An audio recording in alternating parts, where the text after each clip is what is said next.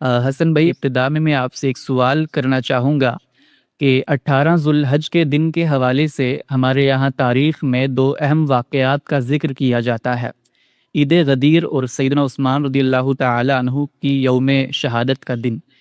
عید غدیر کے حوالے سے ہمارے اہل تشیع حضرات کا کہنا یہ ہے کہ اس روز نبی علیہ السلام نے سیدنا علی رضی اللہ تعالی عنہ کے حوالے سے یہ اعلان کر کے ان کو جانشین مقرر کیا تھا کہ من کنت مولاہ فہذا علی مولا۔ تو اس کے بعد سے جو اہل تشیع حضرات ہیں وہ سیدنا علی رضی اللہ تعالی عنہ کو نبی علیہ السلام کے بعد ان کا جانشین سمجھتے ہیں۔ تو سب سے پہلے میں آپ سے جاننا چاہتا ہوں کہ غدیر خم کا جو واقعہ ہمارے اہل سنت کے علماء کرام بھی اپنے ممبروں سے بیان کرتے ہیں، اس کی اصل حقیقت کیا ہے؟ اور کیا اہل تشیع حضرات کا یہاں سے یہ استدلال کرنا کہ اس روز نبی علیہ السلام نے کوئی اپنا جانشین مقرر کیا تھا، کیا یہ صحیح استدلال ہے؟ دیکھیے، اگر آپ ہماری امت کی علمی تاریخ کا بغیر کسی تعصب کے جائزہ لیں تو یہ حقیقت دو اور دو چار کی طرح واضح ہو جائے گی کہ جس وقت کوئی بھی نظریہ، کوئی فلسفہ انسانوں کے حوالے کیا جاتا ہے تو اس کی تفہیم و تبیین میں، اس کے اطلاقات میں، مصداقات کی تعیین میں، نئی صورتحال جب سامنے آتی ہے اس میں اصولی ہدایت کی تطبیق میں اختلافات ہوتے ہیں۔ چنانچہ ہماری امت کے اندر بھی یہ اختلافات ہوئے ہیں۔ ہمارے ہاں جو فقہی روایت ہے وہ انہی اختلافات کی ایک واضح مثال ہے۔ یہ فروع کے اختلافات ہوتے ہیں، ان میں بھی جو اصولی نوعیت کے اختلاف ہیں وہ فہم کے اختلاف ہوتے ہیں، متون کو سمجھنے کے اختلاف ہوتے ہیں۔ وہ دین کی جو بنیادی ہدایت ہے اس سے قطعاً کوئی انحراف پیدا نہیں ہوتا۔ آپ شوافع کے اصول دیکھیے، احناف کے اصول دیکھیے، باقی اور جتنے ہمارے ہاں فقہی مکاتب فکر رہے ہیں، وہ سب کے سب نصوص کے فہم، خبر واحد کے ساتھ اس کی تکذیب، قرآن و سنت کا باہمی تعلق، اسی طریقے سے صحابہ کا تعامل اور آثار، اس پس منظر میں وقوع پذیر ہوئے ہیں۔ یہ اختلافات قیامت تک رہیں گے اور ان میں کبھی یہ نہیں کہنا چاہیے کہ یہ اختلاف پیدا ہی نہ ہو، اس لیے کہ جہاں انسان ہوگا وہاں فہم کا دخل ہوگا، جہاں فہم کا دخل ہوگا وہاں پر متن کو سمجھنے کے لیے کچھ اصولی توجیحات بنیں گے، ان سے پھر مکاتب فکر وجود میں آئیں گے۔ یہ اختلافات امت میں ہمیشہ سے رہے ہیں اور آگے بھی رہیں گے، ان سے کوئی فرق نہیں پڑتا۔ جو دین کا بنیادی سٹرکچر ہے، دین کا بنیادی ڈھانچہ اور شاکلہ ہے، وہ اپنی جگہ پر قائم رہتا ہے۔ خدا کے مطالبات پر عمل درآمد کرنے کی کچھ مختلف صورتیں سامنے آتی ہیں، لیکن ہماری امت کی جو علمی تاریخ ہے اس میں اگر آپ بڑے انحرافات کا جائزہ لیں، انحرافات جب میں یہ لفظ کہہ رہا ہوں تو اس کے اندر لفظ کو اختیار کرتے ہوئے ایک منفیت تو موجود ہے کہ آپ کہہ رہے ہیں کہ اصل دین سے ہٹ گئے ہیں، لیکن یہاں پر بتانا یہ مقصود ہے کہ اختلاف کی نوعیت وہ نہیں ہے جو پہلے میں نے بیان کی ہے کہ فقہی نوعیت کا اختلاف یا نصوص کے فہم کا اختلاف یا اطلاق کا اختلاف، یہ صورتحال نہیں ہے۔ ایک اصولی سے آگے بڑھ کر جو بنیادی شاکلہ اور ڈھانچہ ہے اس کے مساوی ایک پیرلل پورا کا پورا نظام فکر ہے، ایک نقطہ نظر ہے، ایک پورا کا پورا جس کو آپ کہتے ہیں فکری شاکلہ ہے جو تشکیل پا گیا ہے، اور وہ فکری شاکلہ جو دین کے مبادی ہیں ان سے متصادم ہے، ان کے مقابل میں کھڑا ہوا ہے۔ تو دو ہی تعبیرات ہیں، ان میں پہلی تعبیر جو ہے وہ شیعت کی تعبیر ہے، اہل تشیع کا جو نقطہ نظر ہے وہ پورے اسلام کے مسلمانوں کی جو تاریخ ہے اس کے اندر انحراف کی سب سے نمایاں مثال ہے۔ یہ متون کے فہم کا اختلاف نہیں ہے، یہ دین کے مبادی کے اندر ایک ایسی جہت کو شامل کرنا ہے جو دین سے بالکل باہر کی چیز ہے، عدم واقفیت ہے مسلمانوں کا جو کانٹینٹ ہے قرآن و سنت اس سے۔ اور دوسرا جو بڑا انحراف ہوا ہے وہ ہمارے یہاں تصوف کا انحراف ہے۔ اس انحراف نے بھی جو بنیادیں تھیں ایمانیات کی، جو مطالبات تھے خدا کے، جو تقاضے تھے، جو اس کی منشا تھی، اس کو یکسر تبدیل کر دیا۔ یعنی خدا کا دین یہ کہتا تھا کہ محکمات کے در پہ ہو، انہوں نے کہا نہیں، ہم متشابہات کے در پہ ہوں گے۔ خدا کا دین یہ کہتا تھا کہ ذات کو نہیں جانتے، صفات سے خدا کو پہچانو، انہوں نے کہا نہیں، ہم ذات کے در پہ ہوں گے۔ خدا کا دین یہ کہتا تھا کہ نبوت کا خاتمہ ہو چکا ہے، انہوں نے کہا نہیں، نبوت کا خاتمہ صرف ایک پہلو سے ہوا ہے، ہم اس نبوت کا اجرا مانتے ہیں۔ اسی طریقے سے توحید کا بنیادی تصور، رسالت کا بنیادی تصور، آخرت کا بنیادی تصور، شریعت کا بنیادی تصور، یہ سب کے سب تصورات ایک نئی کونیٹیشن میں سامنے آئے۔ تو اس لیے میں اپنی طالبانہ رائے میں سمجھتا ہوں کہ امت مسلمہ کی تاریخ میں دو ہی بڑے انحرافات ہیں، باقی انحراف کے دائرے کی چیزیں نہیں ہیں، وہ اختلاف کے دائرے کی چیزیں ہیں۔ تو ان میں پہلی شیعت ہے، دوسرا تصوف ہے۔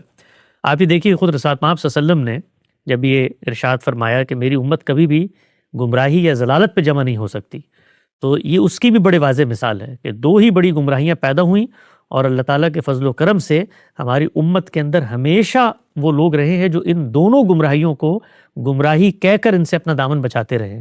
آپ دور اول میں دیکھیں، دور متوسط میں دیکھیں، اور اس دور میں دیکھیں، ہر وقت آپ کو کوئی نہ کوئی مجتہد، کوئی نہ کوئی مجدد اٹھتا ہوا نظر آئے گا، اور اس کی جو تنقید کا اصل ہدف ہوگا وہ یہی دو چیزیں ہوں گی. آپ امام ابن تیمیہ کو دیکھ لیں، آپ شاہ ولی اللہ کو دیکھ لیں، آپ اس دور کے اندر امام فراہی کو دیکھ لیں، ان کے ہاں بھی جو چیز تنقید کا اصل موضوع بنی ہے وہ یہی دو انحرافات ہیں. ایک اہل تشیع کا جو قرآن مجید سے اور احادیث سے استدلال کے نام پر دین کی ایک نئی شکل پیش کرنا ہے، اور دوسرا تصوف کا.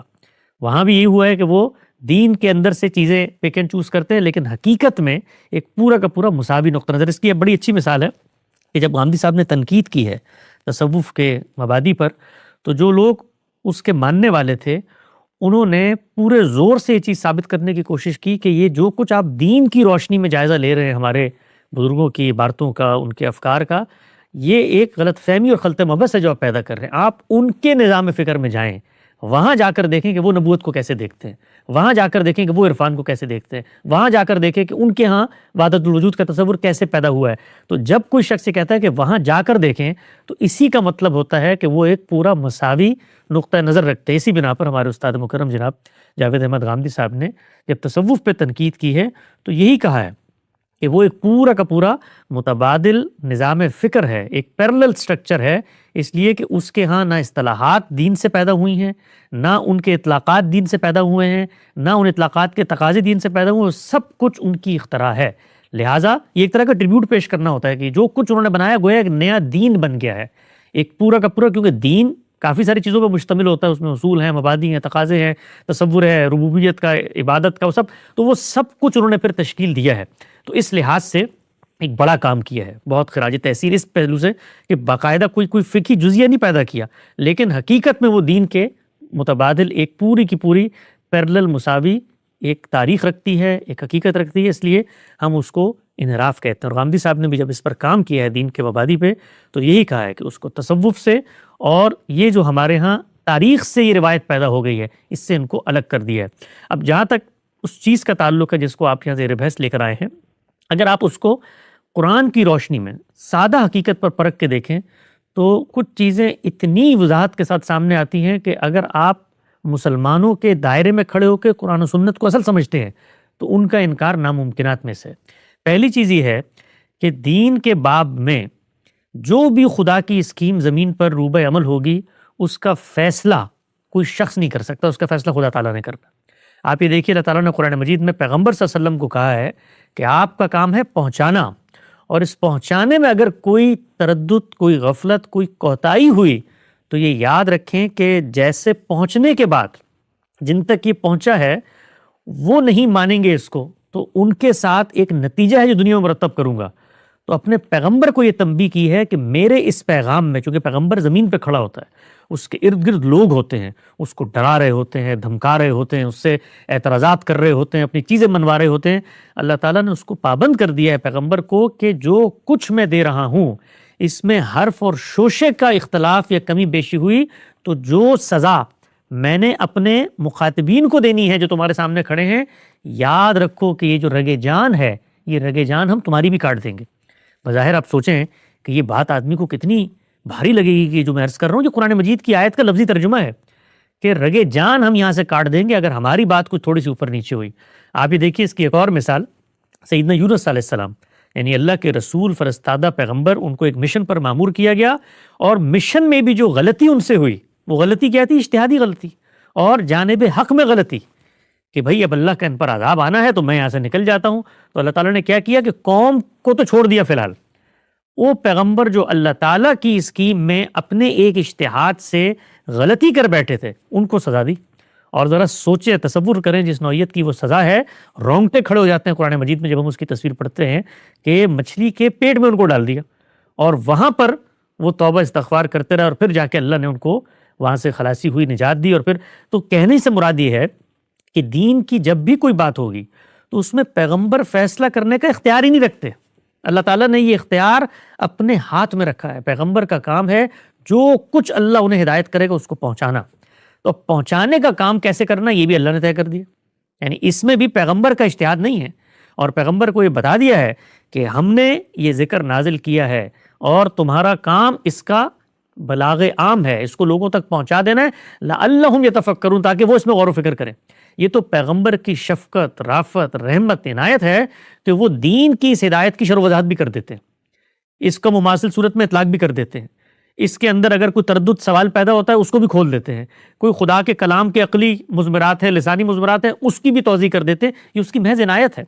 وہ نہ کریں، ان پر کوئی پابندی دین نے عائد نہیں کی. دین نے بتا دیا ہے کہ تمہارا کام ہے، یہ لوگ چھپاتے ہیں آیتیں، تم نے ان کو پہنچانا ہے. لتبین للناس، لوگوں تک ان کو پہنچا دو پوری طریقے سے. پیچھے بتایا ہے کہ جو پچھلی گروہ تھے ان کو جب ہم نے دیا تو وہ اس کو چھپاتے تھے، تم نے پہنچانا ہے، بلاغ عام کرنا ہے، اور پھر لوگ اس پہ غور و فکر کریں گے.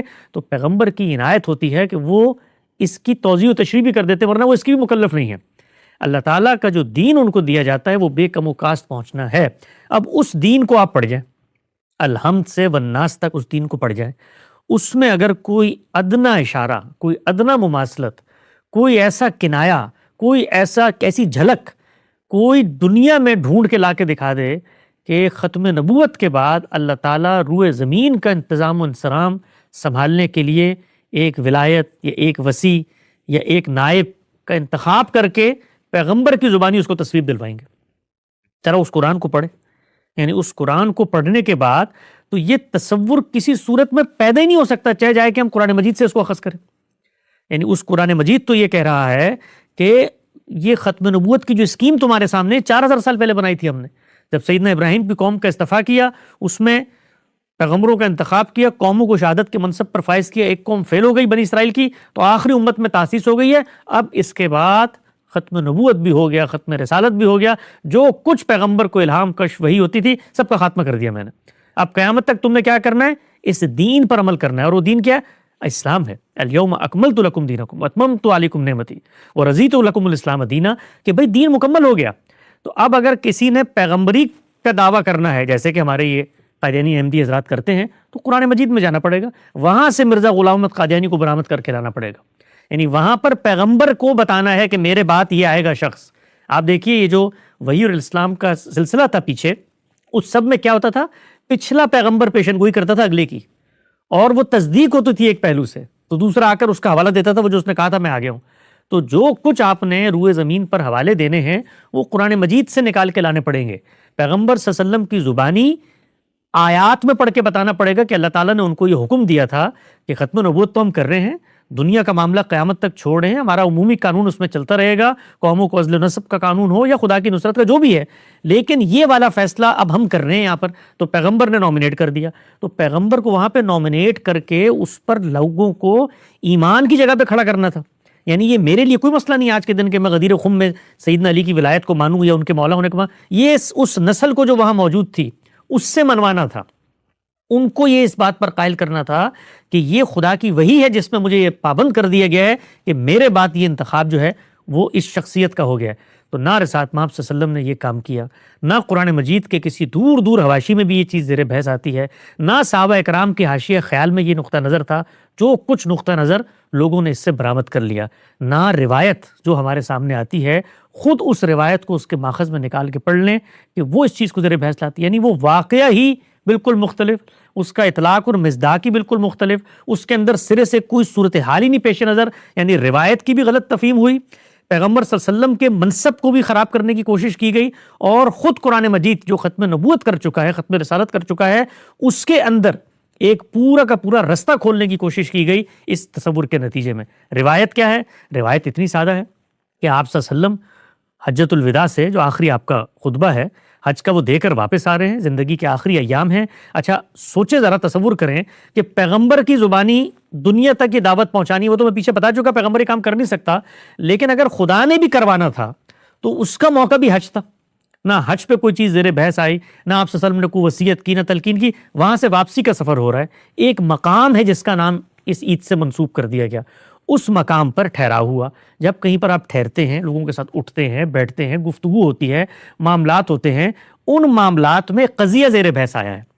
وہ قضیہ یہ ہے کہ رسالت مآب صلی اللہ علیہ وسلم نے کچھ عرصہ قبل یمن کے اندر سیدنا علی کو ایک مسئلے کے اندر حاکم بنا کے بھیجا. صحابہ اکرام کے مابین ایک معاملے میں جو کچھ یمن میں ان کو فتوحات ہوئی تھی، اس کے نتیجے میں کچھ مال حاصل ہوا، اس میں کچھ تنازع پیدا ہوا. اس تنازع کے حل کے لیے ایک شخص کو مقرر کر کے آپ صلی اللہ علیہ وسلم نے وہاں پہ بھیجا ہے. اب جب وہ وہاں پر گئے ہیں اور وہاں جا کے انہوں نے ایک فیصلہ کیا ہے، اس فیصلے کے اندر اس کی تفصیلات بھی حدیث کی کتابوں میں آتی ہیں کہ جو تنازع تھا اس میں خود انہوں نے اپنے لیے ایک چیز کا انتخاب کر لیا ہے. اس پر صحابہ اکرام جو ہیں وہ جذبیز ہوئے ہیں، ان کے اندر ایک نوعیت کا رنج اور قلق پیدا ہوا، جیسے انسانوں کے مابین معاملات میں ہو جاتا ہے. وہ دل میں رکھے ہوئے ہیں. ایک موقع پیدا ہوا ہے، وہ حج سے واپسی میں بھی ہو سکتا تھا، وہ مدینے جا کر بھی ہو سکتا تھا، وہ دوران سفر بھی ہو سکتا تھا. اس مقام پر زیر بحث آ گیا. ایسے ہی ہوتا ہے جیسے ہم کہیں جا رہے ہوں، کسی کے ذہن میں کوئی بات آئی ہو، اس نے رسول اللہ کے سامنے رکھ دی ہو، تو وہ سب کچھ صورتحال آپ کے سامنے آئی. اس صورتحال میں آپ نے چند اصلاحی نوعیت کی باتیں کی ہیں.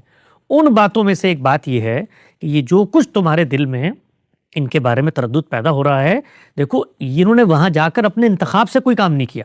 یعنی پہلے یہ چیز ذہن میں رکھو کہ یہ شخص اپنی خواہش سے نہیں کیا، میں نے اس کو مقرر کیا تھا. اور میں کون ہوں؟ میں اللہ کا رسول بھی ہوں اور اس انتظامی ریاست کا، ان معاملات کا سربراہ بھی ہوں. تو میں نے ان کو وہاں بھیجا تھا. تو بھائی جب میں نے ان کو بھیجا تھا تو اب تم سوال مجھ سے کرو. یہ نہیں ہو سکتا کہ میرے مقرر کردہ کسی شخص کے اوپر تمہیں اعتراض ہے تو وہ اعتراض اس پر نہیں، وہ اعتراض مجھ پر اعتراض ہے کہ میری تم اتھارٹی کو نہیں مانتے کہ میں کسی کو بھیج سکتا ہوں. تو جو مجھے مانتا ہے اتھارٹی میں، وہ اس کو بھی مانے کیونکہ اس کو میں نے مقرر کیا. یہ دیکھیے بالکل ایسی بات ہے کہ جس وقت آپ کہیں جا رہے ہوں، آپ کو پولیس کا کوئی سپاہی روک لے اور اس سپاہی کو آپ آگے بڑھ کے کہیں کہ تمہاری کیا حیثیت ہے، میں تمہیں نہیں مانتا، تو وہاں پر گورنر آ جائے تو وہ آ کر کہے گا کہ جو میری حیثیت ہے وہ اس کی حیثیت ہے، اس کو حق ہے تمہیں روکنے کا کیونکہ اس کو میں نے مقرر کیا ہے اور مجھے عوام نے مقرر کیا. تو اس پس منظر کی بات ہے جس میں آپ سے نے فرمایا ہے کہ من کنت مولا فہذا علی مولا. بھائی جو مجھے مانتے ہو سربراہ، مجھے مانتے ہو کہ میں یہ حق رکھتا ہوں، تو پھر اس کو بھی حق تھا کہ وہاں جا کر یہ فیصلہ کرتا. آپس میں اگر کوئی اس طرح کا کمی بیشی ہے، دکھ رنج ہے، تو اس کو رفع دفع کرو اور دل صاف رکھو. تو اس نوعیت کی بات ہے. نہ یہاں پر کوئی وصیت، نہ کوئی ولایت، نہ رسالت مآب صلی اللہ علیہ وسلم کے بعد اقتدار کی منتقلی، کوئی چیز طرح سے بحث نہیں ہے. اور جہاں پر یہ موضوعات زیر بحث آئے وہاں پر یہ چیز زیر بحث نہیں ہے. یعنی آپ صلی اللہ علیہ وسلم نے خود بتایا میرے بعد کیا ہوگا، اقتدار کے معاملات کے بارے میں کیا ہوگا. آپ کی اپنی زندگی میں اپنے مسلح پہ کھڑا کر دیا کہ وہ بتا دیا لوگوں کو کہ بھائی اس کے بعد کون شخص یہ اہلیت رکھتا ہے. پھر بتایا الائمۃ من قریش، پھر بتایا کہ لوگ انہی کو مانتے ہیں تو انہی میں سے حکومت کا انتخاب بھی کر لیں گے. تو یہ سارے معاملات جہاں زیر بحث آنے تھے وہاں پر یہ کوئی نہیں ہے کہ غدیر کا واقعہ اور سیدنا علی کو ہم نے نامینیٹ کر دیا. اور جہاں پر یہ زیر بحث ہے وہاں پر وہ زیر بحث نہیں کہ ہم کوئی بات کے مستقبل کا فیصلہ کر کے جا رہے ہیں. تو یہ حقیقت ہے کہ یہ سب کچھ انسانوں نے جس وقت ایک تصور پیدا کر لیا تو اس کی تائید میں جو دلائل اور شواہد جمع کیے جاتے ہیں اس کی یہ روشن مثال ہے. اور یہ آپ سنی شیعہ کے تعصب سے نکال کر کسی غیر مسلم کو دکھا دیں، کسی ایسے شخص کو دکھا دیں، کسی ایگنوسٹک کو بھائی یہ معاملہ ہے، اس معاملے میں حق کی شہادت دو، کیا یہ بات یہاں پر ہو رہی ہے؟ تو وہ پکار اٹھے گا کہ یہاں پر اس طرح کی کوئی چیز زیر بحث نہیں ہے. تو یہ پورا تصور، میں اس کو بدعت بھی نہیں کہتا، بدعت بھی کسی چیز کو دین بنا کر پیش کرنے میں ہوتی ہے. یہ پورا کا پورا ایک پیرلل نظام فکر ہے اسلام کے مقابلے میں. اور اس میں صرف یہاں تک نہیں ہوتا، پھر آپ دیکھیے کہ جب ان تصورات کو آپ مان لیتے ہیں، وہ غدیر خم کا ہو، حدیث کسا کا ہو، یا وہ رسول اللہ صلی اللہ علیہ وسلم کی وصیت ہو ازواج مطہرات یا اہل بیت کے بارے میں، ان سب کو جب مان لیتے ہیں تو وہ اصل دین کی طرف جاتے ہیں. اور وہ اصل دین کیا ہے کہ خود پیغمبر سے پہلے بھی امام ہے، پھر فرشتوں سے اوپر بھی امام ہے، اور پھر کائنات کی وجہ تخلیق اور مقصد بھی امام ہے. تو وہ پھر صورتحال وہاں تک جاتی ہے. اس لیے میں اس کو امت کی تاریخ کی سب سے بڑی گمراہی سمجھتا ہوں. اور یہ کوئی بری بات نہیں ہے، کسی پر کوئی الزام نہیں ہے، نقطہ نظر ہے اہل تشیعوں کا، ان کا ہم احترام کرتے ہیں. اس احترام کے ساتھ اصل دین کو سامنے رکھ کر یہ بتاتے ہیں کہ جو تصور ہے یہ اسلام کے بالکل پیرلل کھڑا ہوا. یہ اسلام کے مبادی ہیں، اس میں اللہ اوپر ہوتا ہے، اس کے بعد فرشتے ہوتے ہیں، پھر کتابیں ہوتی ہیں، پھر پیغمبر ہوتے ہیں، اور روز جزا ہوتا ہے. اس میں یہ کوئی تصور نہیں ہے جو آپ نے پیدا کر لیا ہے. یہ سب خواہشات کی قرات ہے. تو میں اس چیز کو بالکل غلط سمجھتا ہوں. یہ کچھ ہمارے رائج ہے اور مسلمان علماء کی ذمہ داری ہے، دینی ذمہ داری ہے، سب سے بڑھ کے ذمہ داری ہے کہ اگر انہوں نے دین کی صحیح تبلیغ کرنی ہے تو اس طرح کے تصورات کو پورے استدلال کے ساتھ، شائستگی کے ساتھ، وقار کے ساتھ قرآن مجید کی روشنی میں ترک کریں اور ان کو بتائیں کہ یہ جو تصور ہے یہ بالکل دین سے مختلف تصور ہے. یہی معاملہ اگر کنسسٹنٹ رہنا ہے تو پھر اصول میں تصوف کے بارے میں بھی ہوگا، اور یہی معاملہ اگر کنسسٹنٹ رہنا ہے تو خود نبوت کی ایک دوسری جہت رسالت کی جو منصبی ذمہ داری تھی جس میں پیغمبر کو غلبہ ملتا تھا، پیغمبر زمین پہ سرفراز ہوتا تھا، پیغمبر کی جماعت کے ساتھ نصرت کے وعدے تھے، وہ دین کی سیاسی تعبیر میں زیر بحث آ گئے۔ میں اس کو پیرلل گمراہی تو نہیں شمار کرتا، اس لیے کہ وہ پھر نبوت سے نیچے اتر کے اطلاق میں رسالت کے کچھ کاموں کے اندر اشتراک پیدا کرنا ہے، لیکن وہ بھی ایک بڑی انحراف و بڑی گمراہی ہے، اس کے بارے میں بھی ہمیں متنبہ ہونا چاہیے۔ تو یہ غدیر خم پر میرا نقطہ نظر ہے۔